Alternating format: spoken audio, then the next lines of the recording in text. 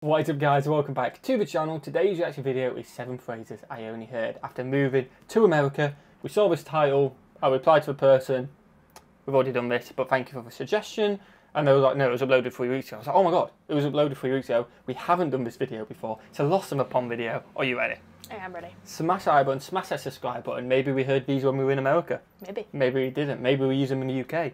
Maybe we don't. Let's go, let's find out what we got. Hello, I'm Lawrence and I'm on a quest to uncover all of the memos that Britain and Lawrence's links in the description, as always. America lost in the pond, and one of those memos pertains to sayings and phrases. And stay tuned because you can win a $10 gift card with today's sponsor, Upside. Over the last 157 years since I started this channel, I've talked about how Britain and America differ on some of the words that they use. But sometimes it's not just a singular word, but a collection of them. And today, I'm going to look at some American phrases that I only heard after moving to the United States. One such phrase is, I appreciate you, which my technical team says I should direct to my subscribers. When we gave her a tip at the 1431 cafe, gave her a tip and she went, I appreciate you. Oh, yes, yes, no, yes. And it's just, we would say, appreciate that. To say, like, thank you very much for coming. Yeah, our phrase would be, I really appreciate that. But you never say, I appreciate you as a person. Okay, we did hear that, you're right. And if you're not subscribed to my channel, do that now. Same here.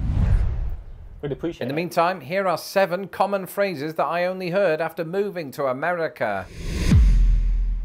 One thing that you quickly learn after listening to Americans for 5 minutes is that they have about 100 words and sayings that were derived from sport.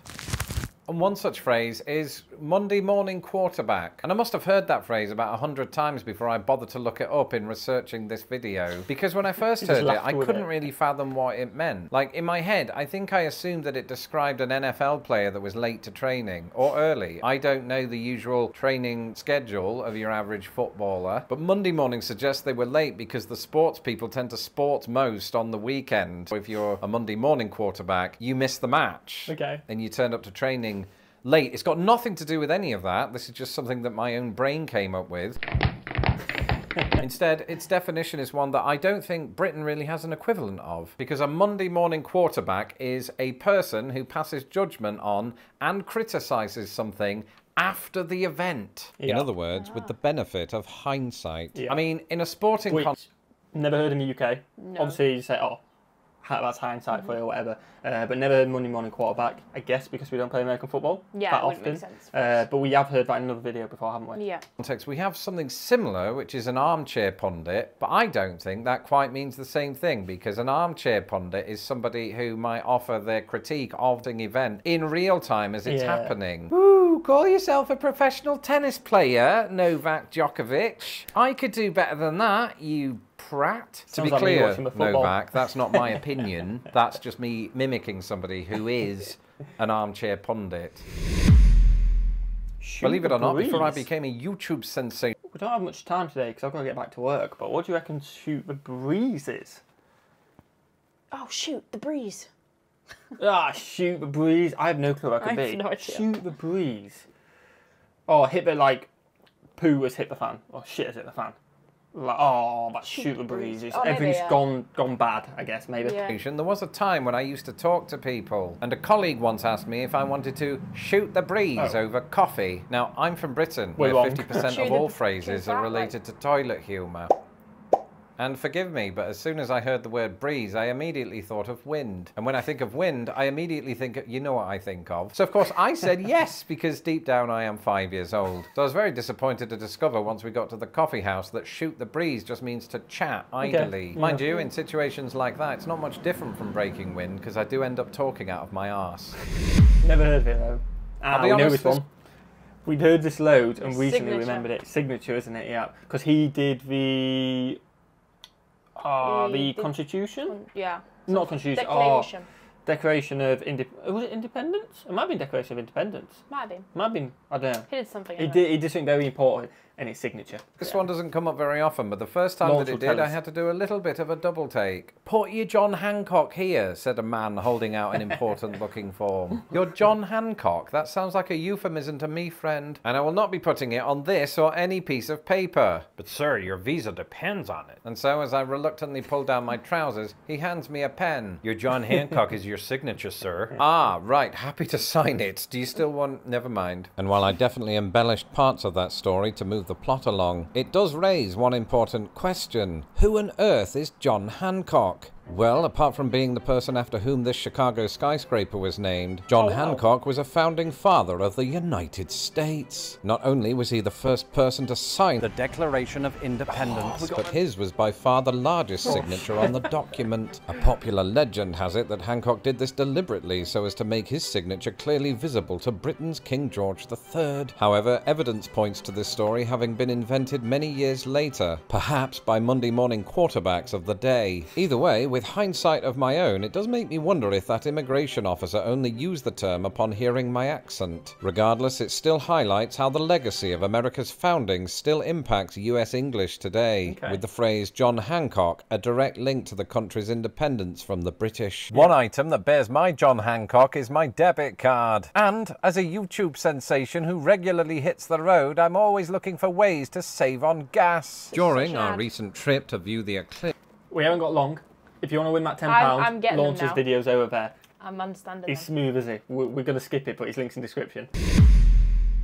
Bye, and Felicia, signing those forms ultimately meant that I was able to... Bye, Felicia. You just woke up. I feel like that's on TV programs. I've never said bye, Felicia in my life. Yeah. I've only ever seen it on American TV programs. Yeah. Have you ever said it? You don't like. Bye. Yeah. Oh, was it? Oh, I didn't know what it meant. I just thought. I feel like kids, we used to say all the time as a kid. Did you? Oh, wow. I've never said it. Maybe it doesn't mean that. So someone you don't like? Yeah, but like as a joke, like we used to say to our friends as if like... As a joke, like, yeah. Bye, bitch. Work in the United States. It was while working in a call centre in 2015 that I remember hearing this entry for the first time. I vividly remember sitting opposite somebody who used to sign off all of his calls by saying, bye, Felicia. And for the longest time, I didn't know why he was doing that or why every one of his customers was called Felicia. But I do know this, he didn't seem especially pleased. And then as time went on, I kept hearing other people use it. Bye, Felicia. Bye, Felicia. Bye, Felicia. Except it was never as polite as that. And with good reason, because it turns out this is a phrase that one says when one is done with a conversation, meaning that's it, it's over, conversation done. Okay. And for fans of trivia, the phrase seems to have originated in the 1995 film Friday, starring Ice Cube. Bye, Felicia.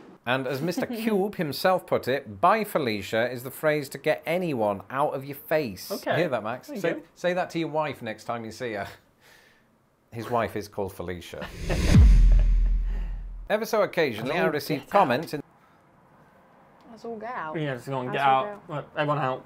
No idea. No clue. In the comment section from commenters saying things like this. Lawrence, your channel is hilarious. I don't know, I'm doing jazz hands. And I am as funny as all get out. Everyone? I don't know what it means. Other than, I am funny to the highest conceivable degree, which a lot of people will debate, including my mum. But that's what it means. When you are something as all get out, you are really beloved for that thing, unless that thing is stealing, because most people frown upon that. Yeah, even if you're really good at it. What do you steal? Don't me, do that. I've never stolen anything in my life, except some chewing gum when I was 6.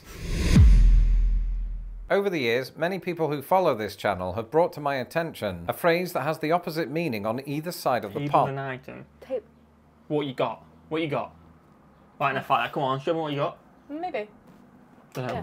Go on, table an item. To table an item. Now, this might not be one that rolls off the tongue of most people, but it is a phrase that's used quite commonly in political circles. In Britain, if a group of politicians table a piece of legislation, that means that piece of legislation is on the table for them to discuss. In America, it's the exact opposite. When they table that legislation here, it means that they discard it. Forget about it. Stop talking about it. In other words, suspend one's consideration of that thing. So when I, a British-born American, say, hey Max, why don't we table my research on 17-year cicadas? He thinks that I don't want to make that video, when of course I do. That video will be coming soon, so stay tuned.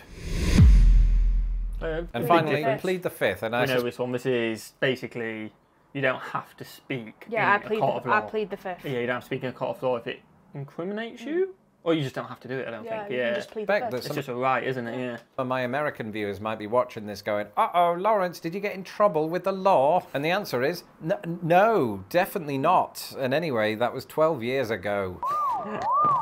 But I've encountered the phrase plead the fifth every now and again in, say, newspapers or just overhearing it in conversation at the bus stop. You do hear some crazy things, but I think due to the way people were using it, I understood it to be a legal term, but I just didn't know what the fifth was. What is this fifth that everyone keeps talking about? You know, was it the Fifth Day or Fifth Avenue or Five Guys? I was just trying to get my head around America and the way it uses numbers. And it turns out that just like a lot of words and phrases in American English, this one pertains to the US Constitution, the Fifth Amendment. And the Fifth Amendment guarantees the right to a grand jury, forbids double jeopardy, and protects against self-incrimination. Okay, and as far as I understand it, it's largely that last part that people are referencing when they say, plead the fifth. In other words, to plead the fifth means to refuse to answer a question because the response could provide self-incriminating evidence of an illegal act. So really, it's the exact opposite of what I did earlier when I said this. I've never stolen anything in my life except some chewing gum when I was 6. So it seems that my only way to get out of this is to pretend that I was joking, because after all,